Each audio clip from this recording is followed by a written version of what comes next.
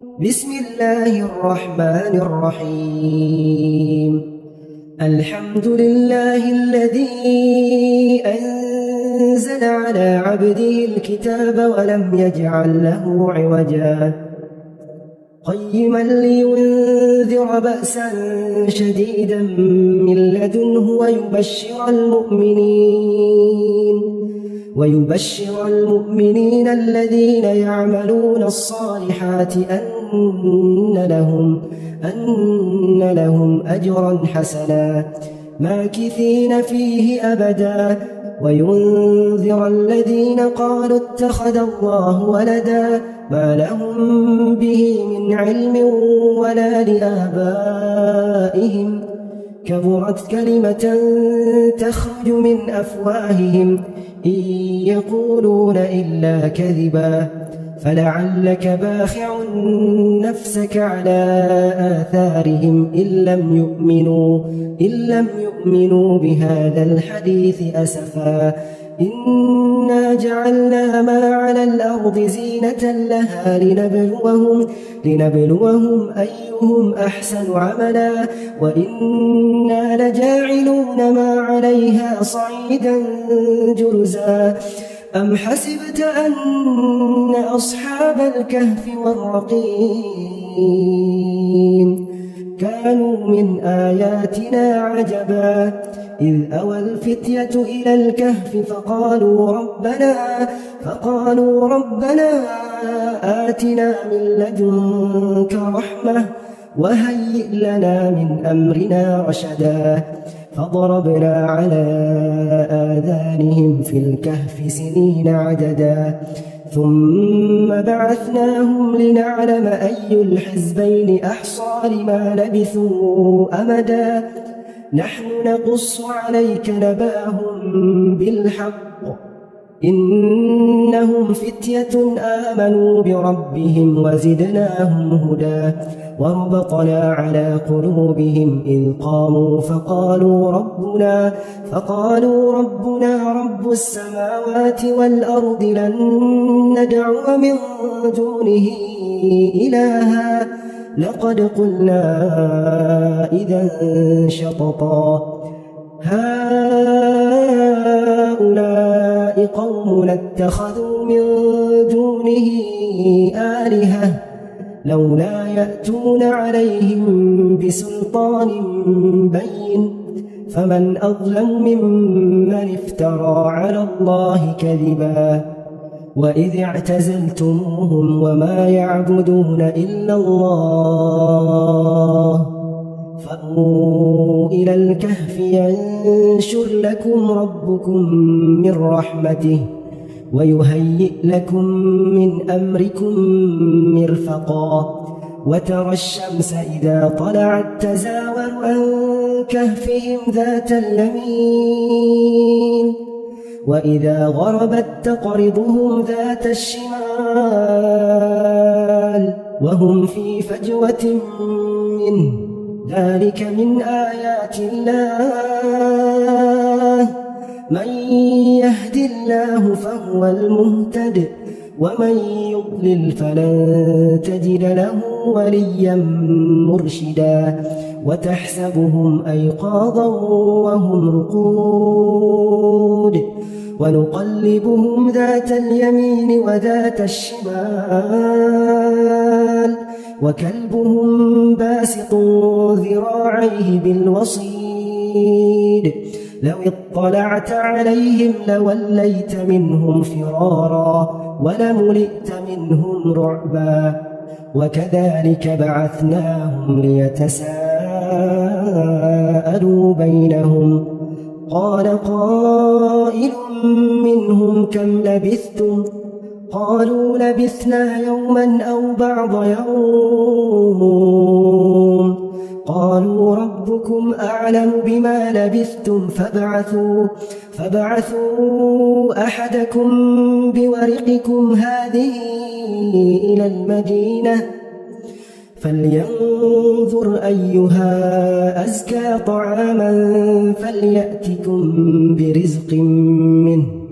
وليتلطف ولا يشعرن بكم أحدا إنهم إن يظهروا عليكم يرجموكم أو يعيدوكم في ملتهم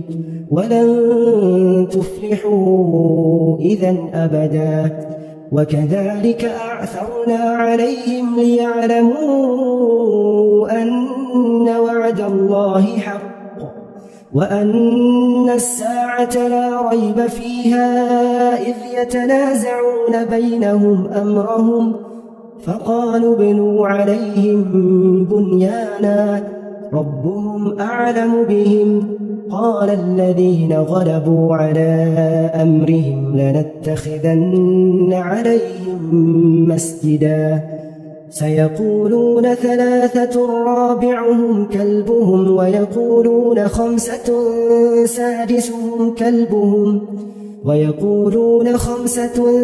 سادسهم كلبهم رجما بالغيب ويقولون 7 وثامنهم كلبهم قل ربي أعلم بعدتهم ما يعلمهم إلا قليل فلا تمار فيهم إلا مراء ظاهرا ولا تستفت فيهم منهم أحدا ولا تقولن لشيء إني فاعل ذلك غدا إلا أن يشاء الله واذكر ربك إذا نسيت وقل عسى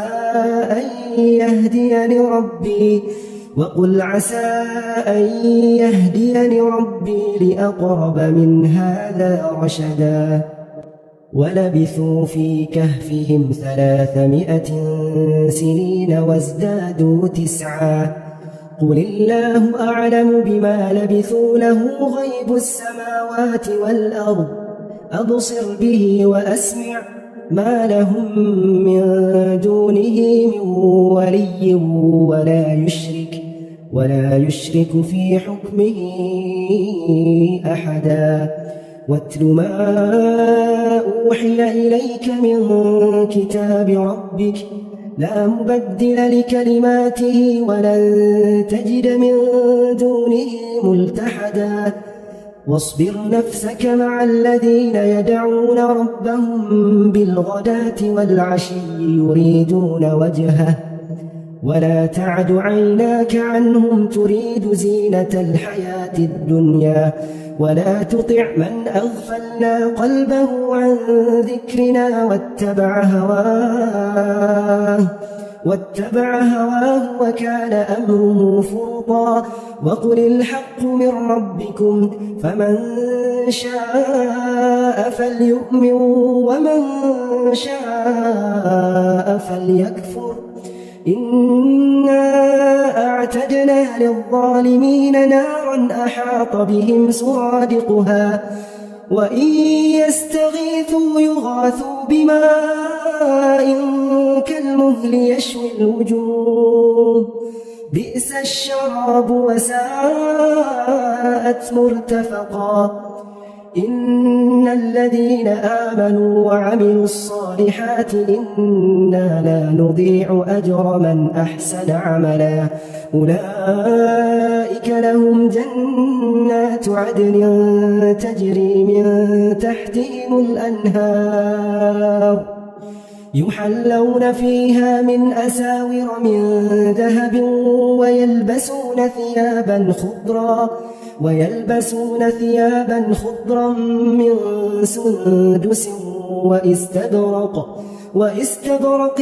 متكئين فيها على الأرائك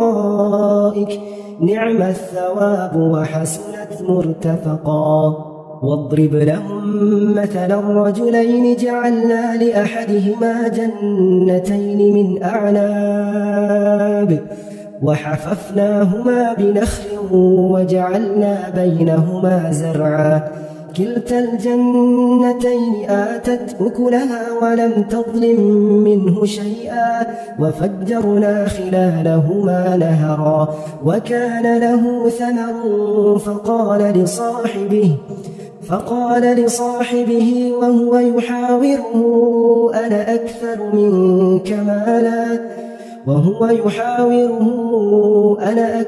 منك مالا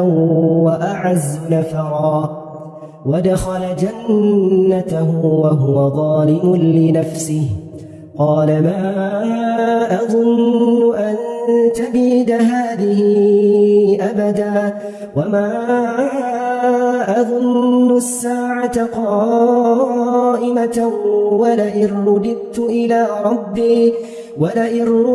إلى ربي لأجدن خيرا منها منقلبا. قال له صاحبه وهو يحاوره أكفرت بالذي خلقك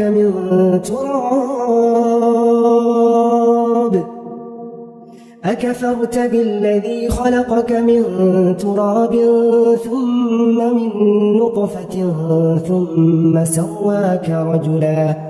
لكن هو الله ربي ولا أشرك بربي أحدا. ولولا إذ دخلت جنتك قلت ما شاء الله لا قوة إلا بالله إن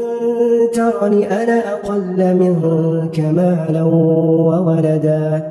فعسى ربي أن يؤتيني خيرا من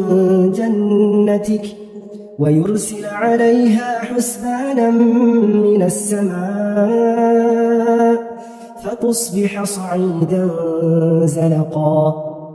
أو يصبح ماؤها غورا فلن تستطيع له طلبا.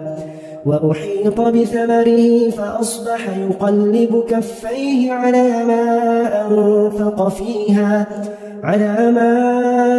أنفق فيها وهي خاوية على عروشها ويقول يا ليتني لم أشرك بربي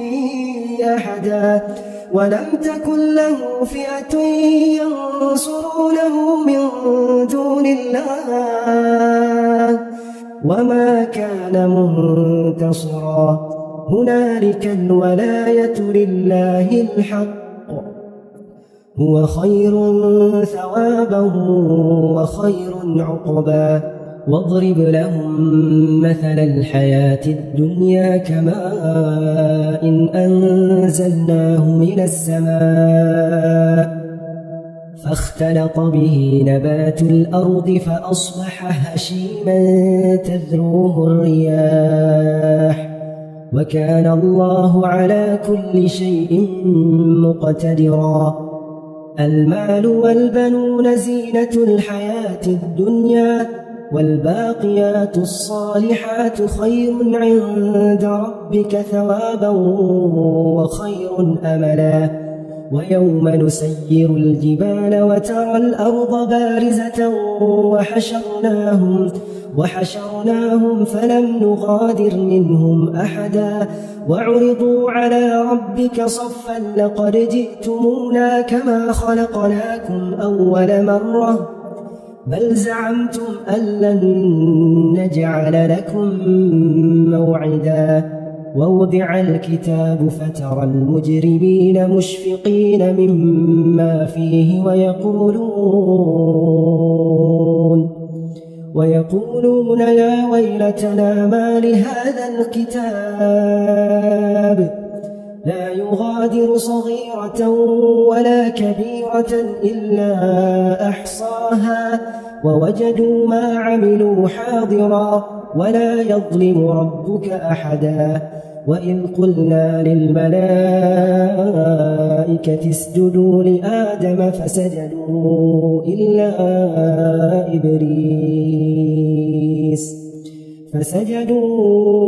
إلا إبليس كان من الجن ففسق عن أمر ربه أفتتخذونه وذريته أولياء من دوني وهم لكم عدو بئس للظالمين بدلا. ما أشهدتهم خلق السماوات والأرض ولا خلق أنفسهم وما كنت متخذ المضلين عضدا ويوم يقول نادوا شركائي الذين زعمتم فدعوهم فلم يستجيبوا لهم وجعلنا بينهم موبقا ورأى المجرمون النار فظنوا أنهم مواقعوها ولم يجدوا عنها مصرفا ولقد صرفنا في هذا القرآن للناس من كل مثل وكان الإنسان أكثر شيء جدلا وما منع الناس أن يؤمنوا إذ جاءهم الهدى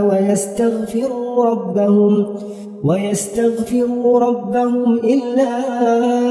أن تأتيهم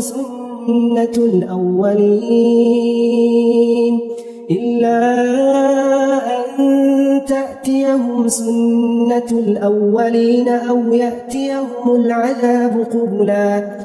وما نرسل المرسلين إلا مبشرين ومنذرين ويجادل الذين كفروا بالباطل ليدحضوا به الحق واتخذوا آياتي وما أنذروا هزوا ومن أظلم ممن ذكر بآيات ربه فأعرض عنها ونسي ما قدمت يداه إنا جعلنا على قلوبهم أكنة أن يفقهوه وفي آذانهم وقرا وإن تدعهم إلى الهدى فلن يهتدوا إذا أبدا وربك الغفور ذو الرحمة لو يؤاخذهم بما كسبوا لعجل لهم العذاب بل لهم موعد لن يجدوا من دونه موئلا وتلك القرى أهلكناهم لما ظلموا وجعلنا لمهلكهم موعدا وإذ قال موسى لفتاه لا أبرح حتى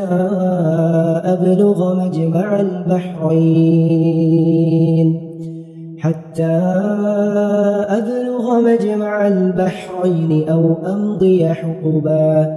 فلما بلغا مجمع بينهما نسيا حوتهما فاتخذ سبيله في البحر سربا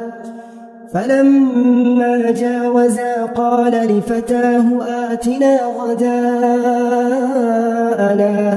لقد لقينا من سفرنا هذا نصبا قال أرأيت إذ أوينا إلى الصخرة فإني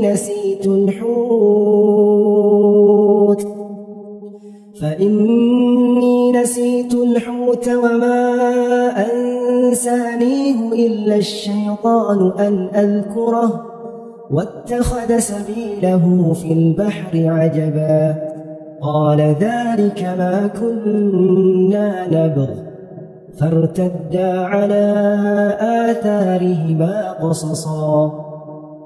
فوجدا عبدا من عبادنا آتيناه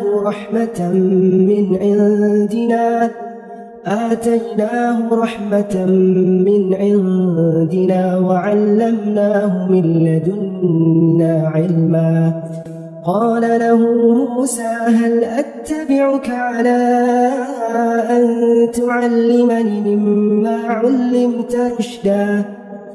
قال إنك لن تستطيع معي صبرا وكيف تصبر على ما لم تحط به خبرا قال ستجدني إن شاء الله صابرا ولا أعصي لك أمرا. قال فإن اتبعتني فلا تسألني عن شيء حتى أحدث لك منه ذكرا. فانطلقا حتى إذا ركبا في السفينة خرقها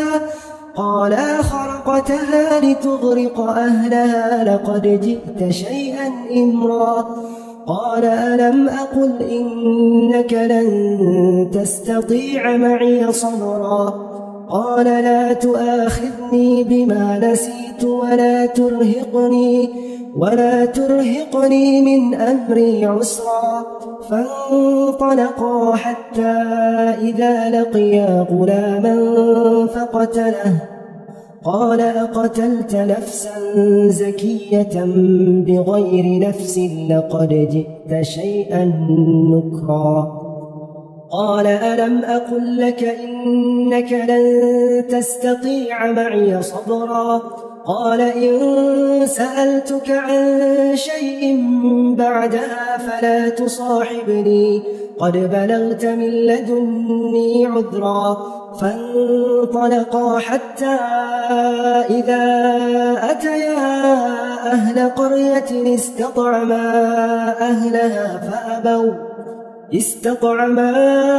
أهلها فأبوا أن يضيفوهما فوجدا فيها جدارا يريد أن ينقض فأقامه. قال لو شئت لاتخذت عليه أجرا. قال هذا فراق بيني وبينك سأنبئك بتأويل ما لم تستطع عليه صبرا. أما السفينة فكانت لمساكين يعملون في البحر فأردت أن أعيبها وكان وراءهم ملك يأخذ كل سفينة غصبا. وأما الغلام فكان أبواه مؤمنين فخشينا أن يرهقهما طغيانا وكفرا فأردنا أن يبدلهما ربهما خيرا منه زكاة وأقرب رحما. وأما الجدار فكان لغلامين يتيمين في المدينة وكان تحته كنز لهما وكان أبوهما صالحا فأراد ربك أن يبلغا أشدهما ويستخرجا كنزهما رحمة من ربك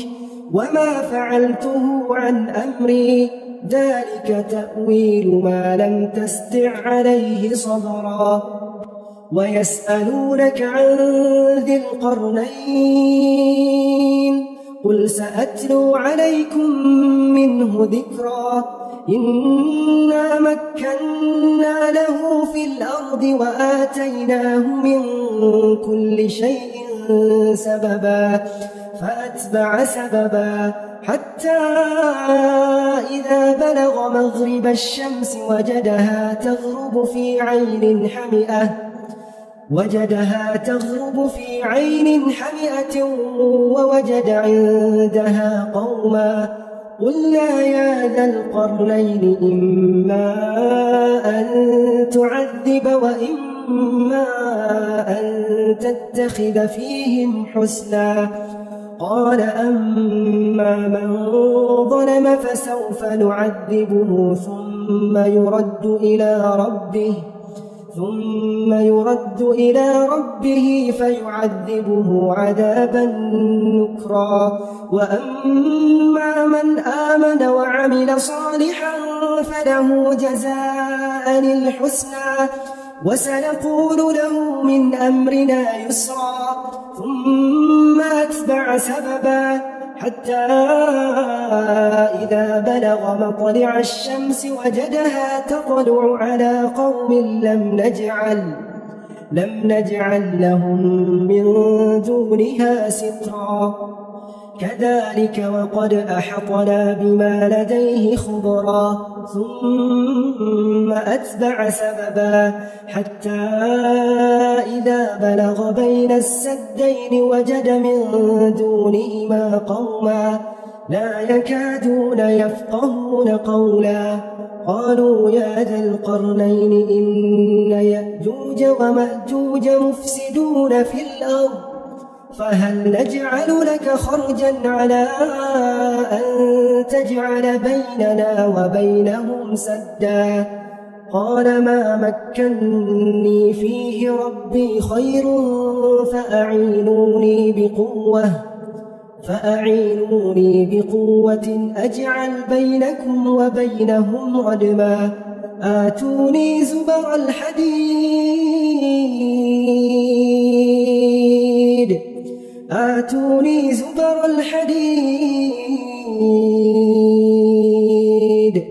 حتى إذا ساوى بين الصدفين قال انفخوا حتى إذا جعله نارا قال آتوني أفرغ عليه قطرا فما استطاعوا أن يظهروه وما استطاعوا له نقبا قال هذا رحمة من ربي فإذا جاء وعد ربي جعله دكا وكان وعد ربي حقا وتركنا بعضهم يومئذ يموج في بعض ونفخ في الصور فجمعناهم جمعا وعرضنا جهنم يومئذ للكافرين عرضا الذين كانت أعينهم في غطاء عن ذكري وكانوا لا يستطيعون سمعا أفحسب الذين كفروا أن يتخذوا عبادي من دوني أولياء إنا أعتدنا جهنم للكافرين نزلا قل هل ننبئكم بالأخسرين أعمالا الذين ضل سعيهم في الحياة الدنيا وهم يحسبون أنهم يحسنون صنعا أولئك الذين كفروا بآيات ربهم ولقائه فحبطت أعمالهم فلا نقيم لهم يوم القيامة وزنا ذلك جزاؤهم جهنم بما كفروا واتخذوا آياتي ورسلي هزوا إن الذين آمنوا وعملوا الصالحات كانت لهم جنات